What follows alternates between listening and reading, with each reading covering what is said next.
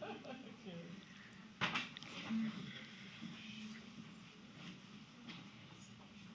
was your trip been? Uneventful, the best kind. Although, but one of the great joys is we had a bunch of students who were at the arrival pen. It was so good. Okay, we're ready. Okay, we're going to get started. Let me start by thanking the leaders of William Cramp Elementary School. I was just saying to the leaders at this table that it's such a joy to walk around a school where there is clearly so much love and dedication that the school workers, the administrators, the teachers, the folks who work here are giving to the children of our country. So I want to thank everybody, and in their absence, all of the teachers and those workers at this school for what you do every day for the children of America. Representative Dwight Evans, it is wonderful to be with you as always. I know you from your work in Congress, and I know you from your work here in this beautiful state, and you have been a very important advisor and friend to the President and me, so thank you. And Tanya Pendleton, I want to thank you for being the moderator of this discussion, and then in his absence, but he sends his best, Senator Bob Casey. I want to thank him for all he does.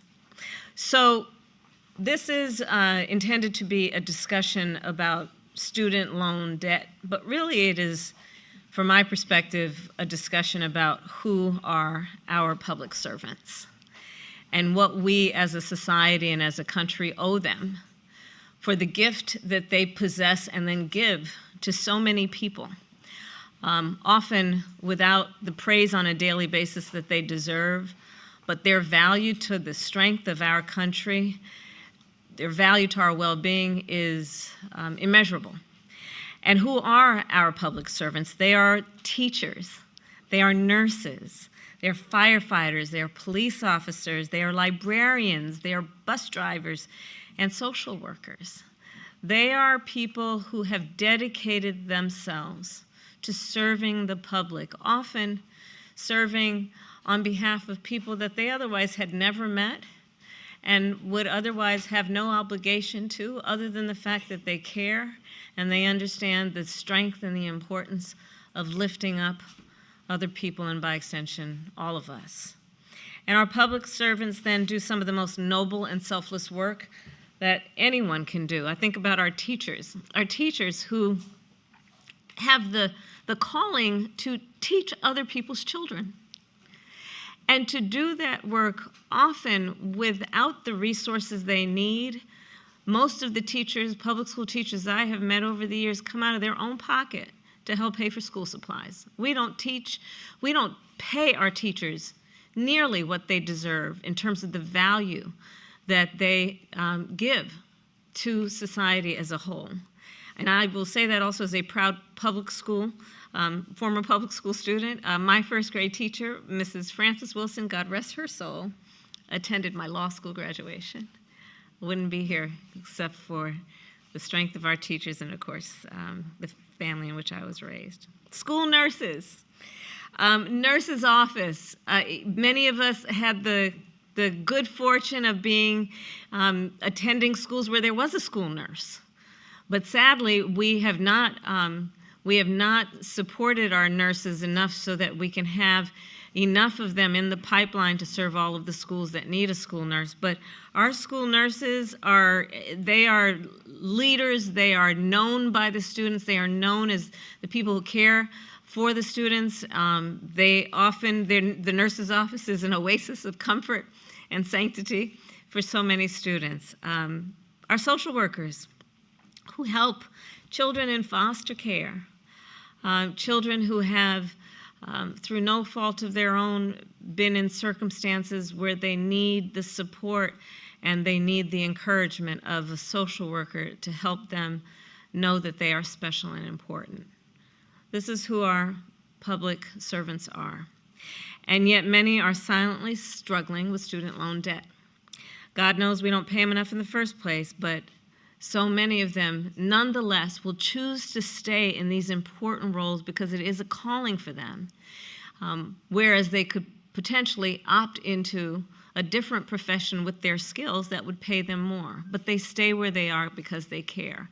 And we as a society and a country should reciprocate that care by alleviating the burden that so many of them are carrying with this enormous debt that prevents them from being able to get through the month stress-free, prevents them, in many cases, from being able to buy a home or even start a family.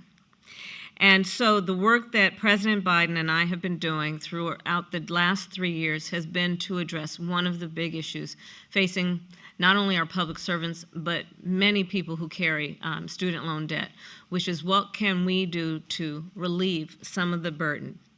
Because we do believe not only for public service, but most people should not have to carry this kind of worry. And so far then, we have forgiven on average $70,000 of student loan debt for over 850,000 public servants, and for folks in general, we have forgiven over $144 billion for over 4 million people. And that means, of course, for those individuals who have received this forgiveness, that's more money in their pocket to pay for things like childcare, more money in their pocket to get through the month in terms of rent or mortgage. And so today then, building on the work that we've done thus far, I'm announcing a new plan to forgive more loans for 25 million more Americans, including millions of our public servants. And that means, for example, if you've paid undergrad loans for 20 plus years or graduate loans for 25 or more years, your loans will be completely forgiven, regardless of your income and even if you did not graduate. So I'm going to repeat that. If you've paid undergraduate loans for more than 20 years or graduate loans for more than 25 years, those loans will be completely forgiven regardless of your income and even if you did not graduate. And forgiveness will be automatic for the vast majority of the 25 million people that we believe will benefit from this approach. And to see if you could be eligible, I would urge everyone to go to studentaid.gov, that's studentaid.gov. And I'll close with this. The President and I continue to do and will do much more to build on this work. Again, understanding that we want to create incentives for people to acquire the kinds of skills like the professionals at this table, to do the work that they do that benefits so many others and benefits all of us as a nation. And so I thank the leaders who are at this table for being willing to tell your stories in a way that I think will inspire others to apply for the forgiveness and to do the work that we know can be done to honor our public servants and so many others. And with that, I'm going to turn it over to Tanya Pendleton to moderate our conversation. Thank you so much, Madam Vice President, and I certainly echo your wonderful entry remarks to talk about how important our public servants are and the dedication and sacrifice that they bring to their roles. I am the host of Reality Check on Word Radio here in Philadelphia, and as you are announcing that there are student loan debts being canceled, we have these wonderful public servants here with us to tell their stories. And so I'd like to start just briefly with Congressman Evans, because I know that your district cuts a wide swath across Center City and West Philadelphia and the Northwest, to talk a little bit about how this student debt has impacted your constituents. First thing I'd like to say is good afternoon and thank the Vice President for coming here and talking about this initiative in this city. This city is extremely significant, so you will always be welcome here. So I'll make that very clear, that you, for the service that you have provided along with the President, has been extremely important. You have shown the type of leadership that we need today. And you do not, you know the President, do not let the Supreme Court get in the way when you think there needs to be something done right for workers and middle-class people. So I want to add my voice and my support as a member of Congress, that I'm very supportive of this, because obviously the implications that you just talked about and what it means and the effect, it has an effect upon our economy. individuals buying houses, access to communities. So this is a very significant discussion. And I think holding it here, as we have the superintendent here at this great elementary school, is a real plus. So this is the kind of leadership that I think is especially, and you, Madam Vice President, have demonstrated that. So I really just want to add that. Well, as you said, and thank you very much for your remarks, Congressman Evans, we are here at Cramp Elementary School, and so I think we will just do a round robin and start out with Tanya Cabeza, who is the school-based teacher leader here at the William Cramp Elementary School, and you're going to talk to us a little bit about your personal story and how your education path and also how student loan debt relief has helped you. Thank you. Thank you for this opportunity, Madam Vice President. And I'd like to start by telling my story about a time not too long ago, just last May. I was doing what moms do in the kitchen with my 3 children, making dinner, checking emails, and I opened up an email that said, "Congratulations, your loans have been forgiven." To say I was stunned, a total understatement. It was $40,000 plus in student loans just gone, zero. I wish you could have seen it. There was dancing. There were tears on my part. We knew that things were changing for us. My life had changed, and what I was able to give to my children had changed.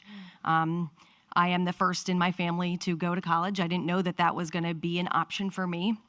But I knew to pursue the career that I've always wanted since I was little. There wasn't a time that I didn't want to be a teacher, that I needed to go to college and graduate in order to do this, job that I love.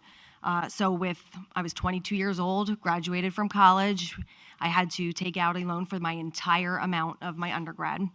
And then to continue teaching and get that permanent certification, I had to do more schooling, in which I had to take out more loans. So I had my debt from my undergrad and then had to take out more loans to do my graduate studies in a reading certification program. But despite that, I did press on. I did get that level 2 certification. And I get to come here every day and work with these students, and this is my work home. I love working here, and the loans gave me the opportunity to do that. But now that they're forgiven, my eldest daughter is now in college, also going into the education path, and I'm able to help her in a way that my parents weren't able to assist me. Even though they wanted to, they just weren't in the position to do that. And I'm able to help her in her college path into education as well. In terms of the debt relief, what did it feel like? You talked about dancing in the kitchen, but what did it feel like for you to know that at this point going forward, you would be able to live your life without this weight upon you? I mean, I had been at that point paying loans for 20 years already, and I just really thought that that was something that I would be paying until I died. And then, with my daughter going to college too, I mean, she's taking out loans, but just being able to help her and go to college and to give her what she needs to follow this path. I mean, she was in her first year of college at that point. So it just was an amazing feeling to be able to help her. I dare say a life-changing feeling. Absolutely a life-changing feeling. Again, I just thought I'd have those loans forever. Well, thank you so much. Thank you so much for sharing that with us. And then Beth Whalen, who is right here next to me, she is a school nurse. She is at Richmond Elementary School, and we'd love to hear your story. Yes, thank you, Madam Vice President. Oh, can you hear me? Yes. All right. So I'm a school nurse at Richmond Elementary School in the Port Richmond section of the city. I've been at Richmond since 2013 and with the district since 2007. It's an underserved community that I work in. They have various needs that really change day to day. 30% of our student population is asthmatic, so it's really important that I'm there every day and that I'm prepared. I was hired under an emergency school nurse certification, so I needed to pursue further coursework in order to be able to continue to practice. When I went to pursue my master's degree, I chose public health nursing because I thought it would be the most beneficial for the children and the families that I serve. Unfortunately, I accrued a lot of student loan debt at this time, coupled with my undergrad debt that I still had. I was paying hundreds of dollars a month, barely making ends meet. At that time, at the district, we hadn't had a raise in a few years, cost of living raise, and I was a single parent. I knew I could make more money if I returned to hospital nursing, but I really believed in the importance of school nursing, so I stuck with it. I took on a second job with a nursing agency. I picked up weekend and evening shifts when I could, and I honestly thought I'd be paying my loans forever. I was very exhausted and stressed. So when I learned of the public service loan forgiveness program, I was very relieved and I applied for it.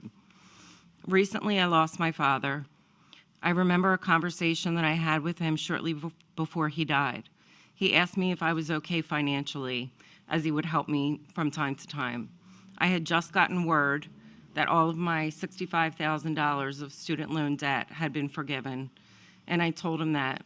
I saw a lot of relief in his face, as I was not going to have that burden on me anymore. Since then, I've moved in with my mom to help take care of her in the house. For the first time in years, I won't have to work this summer. I can be home with her to support her and help my kids as well in school.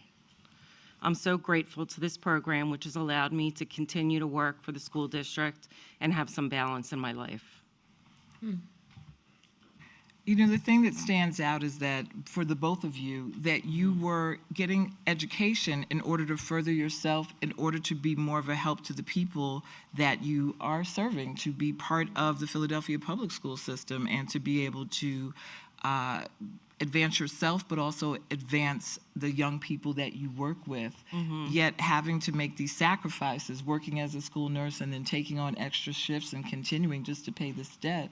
So the weight that comes off of you, that is something that's translated to the people that you are servicing. Yes, yeah. It was just a huge relief is all I can describe it as. It was a burden that I thought that I would just carry with me for forever. It seemed like I would never pay it off. Well, and also it is a very difficult thing to lose a parent or anyone that you love.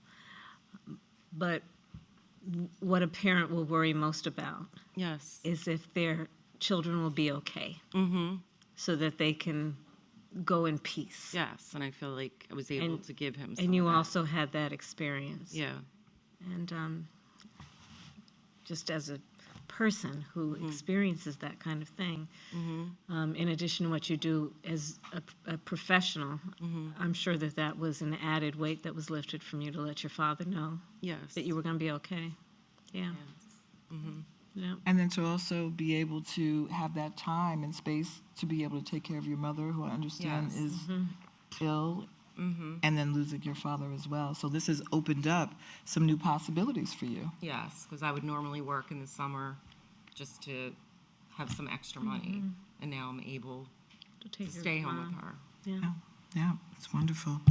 Kelly Gray, you are the Social Work Services Manager at the Philadelphia Department of Human Services, and you work with people who are endangered, who are abused, who are dealing with all kinds of dysfunction in their life, and yet you have gone through the system, the school system, your daughters as well, everyone getting an education in order to once again further your careers as public servants and work with the people that you work with. Tell us your story. Thank you again, Madam President. Hello, my name is Kelly Monique Gray. I'm a proud public service worker for the Philadelphia Department of Human Services, also known as DHS, looking out for the welfare of children, and a proud SME member. That's a union that I'm in. My student debt story is like everybody else's. I knew I wanted a better life for myself and my two wonderful twin daughters, one of whom Monique is here with me today. And I knew education was that path. So I took a risk and took out debt. I got associates, a bachelor's, a master's, and I wanted to PhD. But ultimately, I had to stop taking my PhD classes because I couldn't afford any more debt. Unfortunately, I just sit there. After I got my first degree, I navigated into public service. First elementary education teacher. Now I'm helping children in the social work field directly with DHS. I've also been at DHS for 13 years, and I have been a social worker for 20 years. Giving direct care to children is beyond important to me.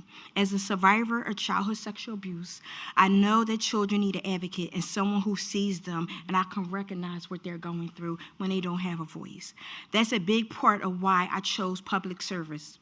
And I'm proud to say that both my daughters have followed in my footsteps also. My education has been enabling me to publish 2 books, 1 and 10, to help survivors. When you have a path, you have a voice. So my path gave me a path to the future. My other book is encouraging everyone to get out into the world and see it. Pack your bags, we're going to Guinea, Africa, exploring the world 1 country at a time. I'm proud of both of my daughters. The process wasn't easy at all. After graduating, and I had Parent Plus loan, my daughter graduated from Spelman. She wanted to go to Spelman. She applied to 13 schools. She got all accepted to all 13, but Spelman was her last choice. I mean, Spelman was her first choice, but her last acceptance. So she was going to settle at Xavier. We got the letter stating that she got accepted to Spelman. I knew I had to ask help for a Parent Plus loan, and I knew I needed a co-signer because my loans were outrageous and my credit wasn't good. So we did get that.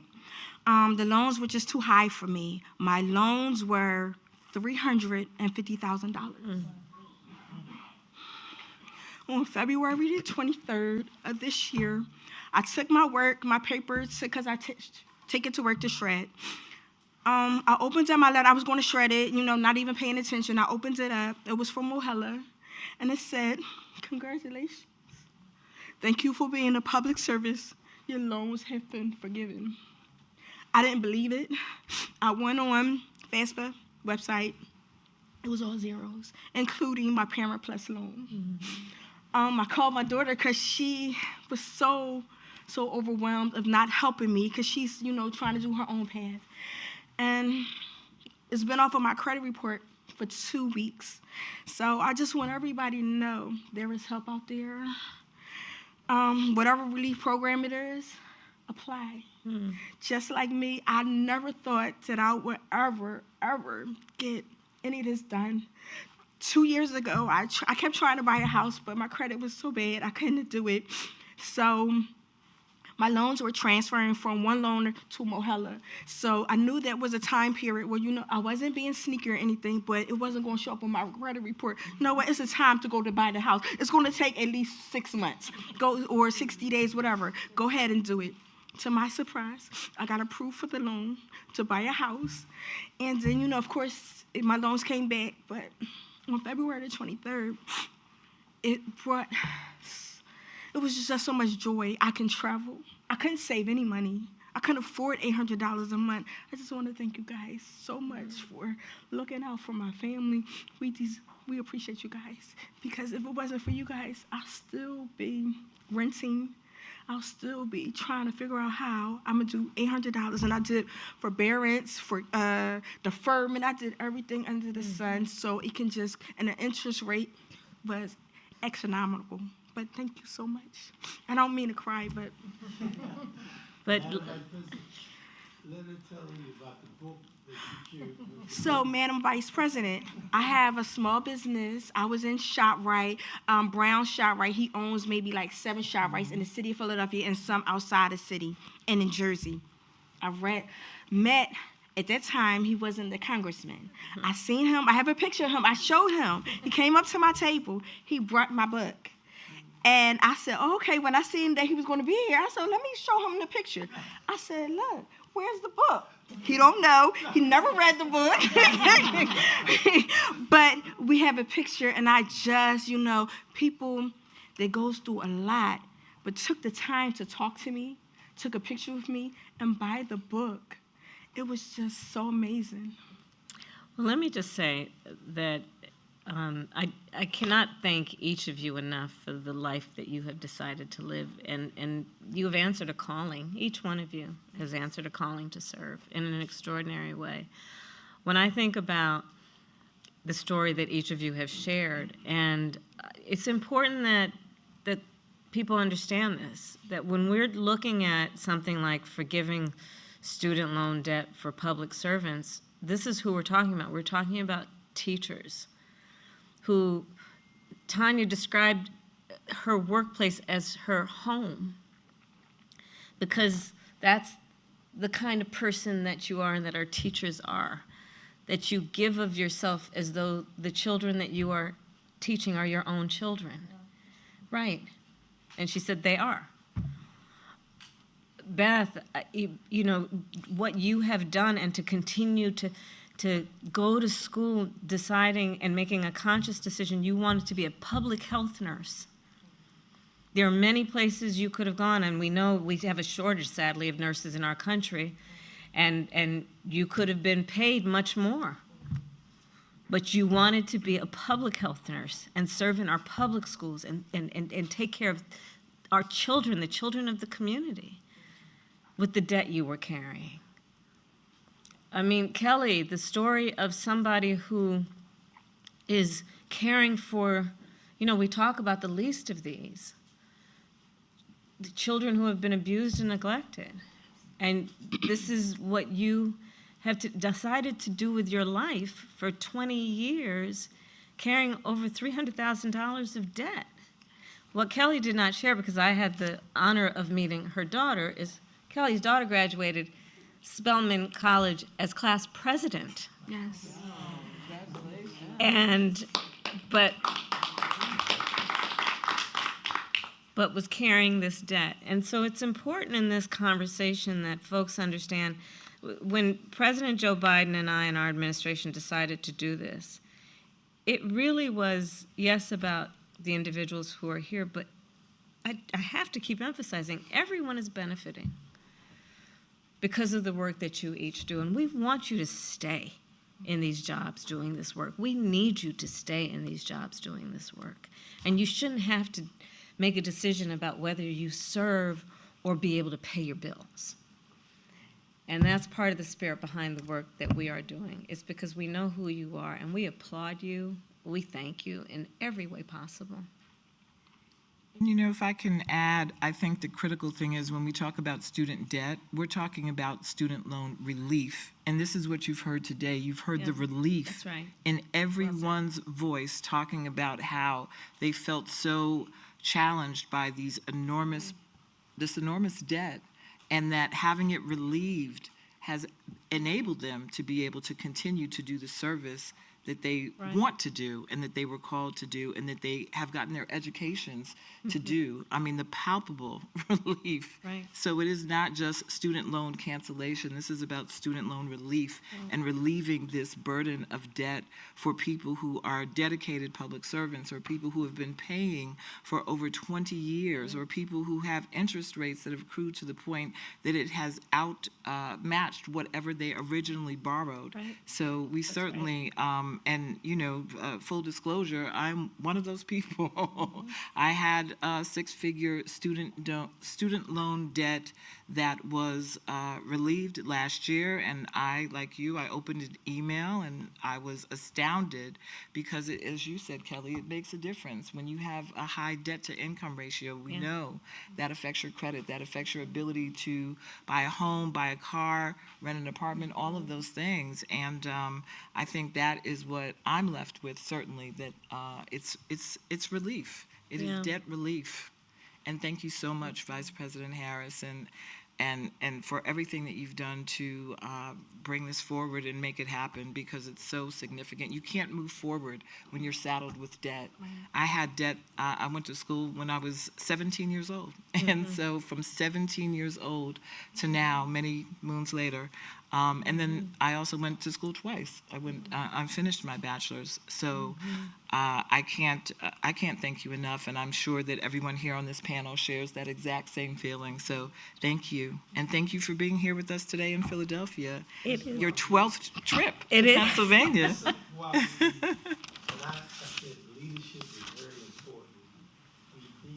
ever take that for granted. Right. And that doesn't automatically happen. Vice President and the President, that combination is what provides benefits for all of us, not just in Philadelphia, but the nation. So I share with you, as a person who's been around with that we need to encourage them in their leadership and be supportive. So I want to just add my thoughts on that. Thank you, Congressman. Well, again, I want to thank everybody, and please just keep doing what you are doing. Please keep doing what you're doing, and just know that your country needs you, and that we are benefiting in profound ways because of the sacrifice and the work that you all do every day. It really is the most noble work anybody can do, and thank you. Thank you. Thank you. Thank you.